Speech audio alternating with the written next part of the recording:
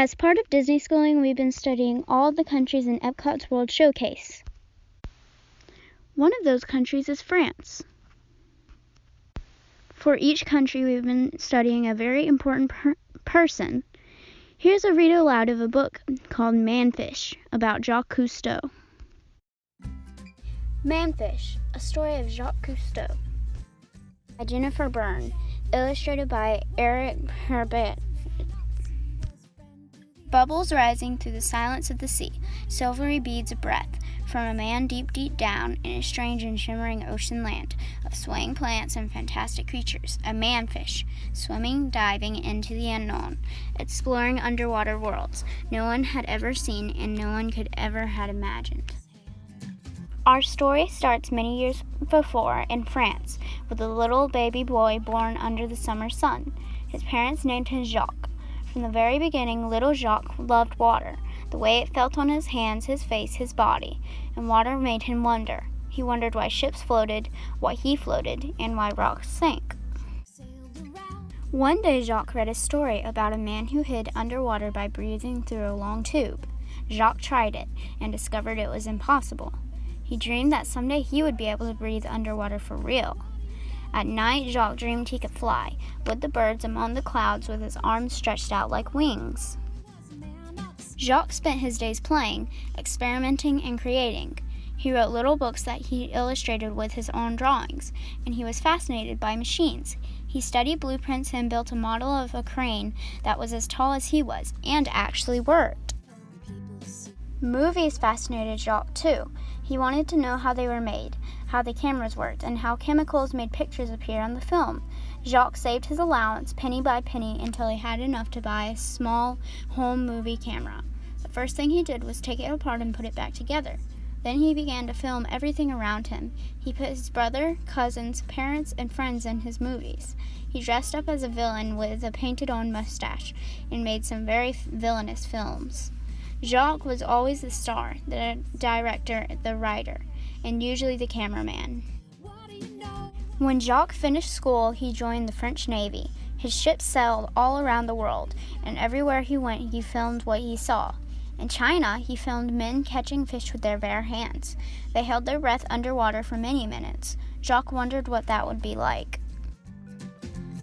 One day, at a beach, a friend gave Jacques a pair of goggles with rubber frames and glass to look through. Jacques wore them into the ocean.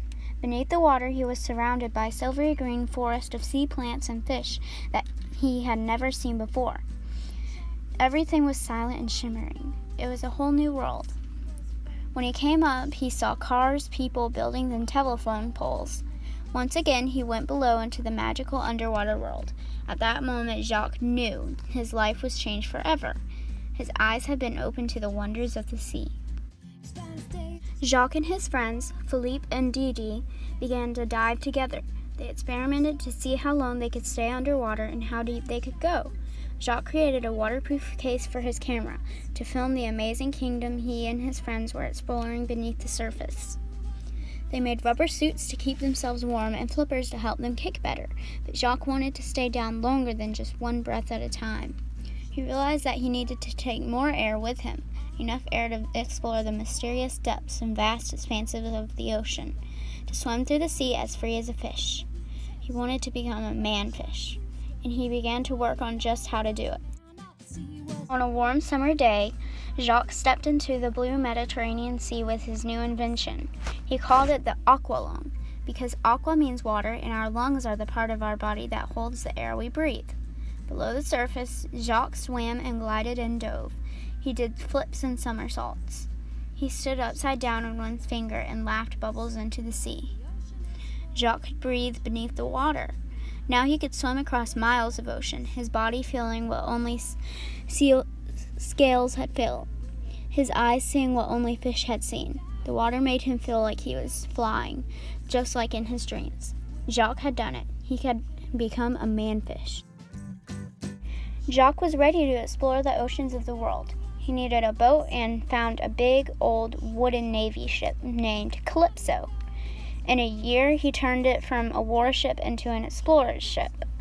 Jacques, Philippe, and Didi gathered a crew. their aqualungs, their hopes, and their dreams, and set off to explore the inside of the sea, to film a world that no one had ever seen before. On their journeys, they dove deep into a seascape of plants, green and purple prickly plants, red branchy plants, spongy plants, wispy, feathery, swaying plants, slow dancing to the rhythm of the sea. They discovered plants that could feed you, plants that could poison you, plants that looked like fish, and fish that looked like plants. They swam with giant whales, hitched rides on sea turtles, and made friends with porpoises with shining eyes and smiling faces. They filmed fierce and frightening sharks, so strange and dangerous Jacques and his crew had to build cages, not for the sharks but for themselves, so they could make their movies without being eaten. Their cameras captured camouflaged scorpionfish, ugly as toads with poisonous spines, dorados, brilliant fish that glowed the colors of emeralds, sapphires, and rubies, checkerboard fish with red and white checks from head to tail. Deep down they discovered a kingdom of giant rays, fish that fly through the water with wings that swim. They came face to face with a fish as big as a truck, with long fangs, lips like giant tires, and huge saucer eyes. They called it the truckfish. On the bottom they found pink ghost crabs with eyes on long stalks, buried so deep in the sand they looked like a garden of eyes. And flutefish, with heads like horses and bodies the shape of tubes, sticking out of rocky openings like pencils in a cup. Everywhere the Calypso went, Jacques and his crew made films of what they saw, films that played in movie theaters, films that played on TV. Millions of people all over the world discovered the wonders of the sea for the very first time, with Jacques, Philippe, and Didi, and their adventurous crew. After Jacques spent most of his life making movies about the sea, he saw something happening, something shocking. Plants that used to be alive and healthy were being poisoned. Fish were sick and dying.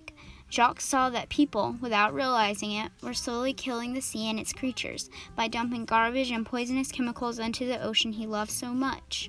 Jacques knew what he had to do. He had to make movies, movies to warn people, movies to save the sea. Jacques also spoke to presidents and to kings and queens, to people all over the earth, asking them to help save our oceans, our planet. And he spoke to children.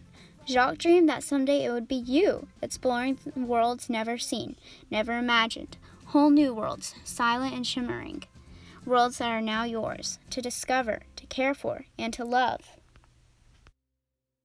Thank you for listening to this read aloud of Manfish, the story of Jacques Cousteau.